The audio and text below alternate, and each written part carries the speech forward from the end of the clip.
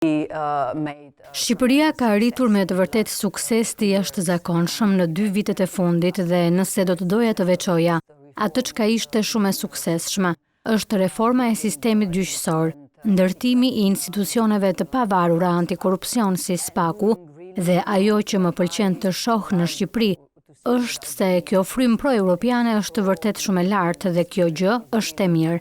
Nuk është puna vetëm se çfarë po bën qeveria, nuk është puna vetëm çfarë po bën parlamenti.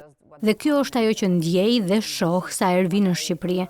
Pra, po, i kemi hapur gjithë grup kapituit. Kjo do të thotë që tani duhet të mbyllim të gjithë kapituit. Për të kthyer te pyetja juaj në lidhje me afatin, qeveria juaj ka vendosur një objektiv shumë ambicioz për ta përfunduar pjesën teknike të negociatave deri në fund të vitit 2027. Është e realizueshme. Komisioni Evropian po e mbështet këtë, por ka ende shumë punë për të bërë, sepse, siç e dini, tani do të kalojmë tek kapituj teknik si bujqësia, siguria ushqimore, ekologjia, dhe ka ende shumë reforma që vendi juaj duhet t'i bëjë në këto fusha, por sigurisht që ne do t'ju ndihmojmë.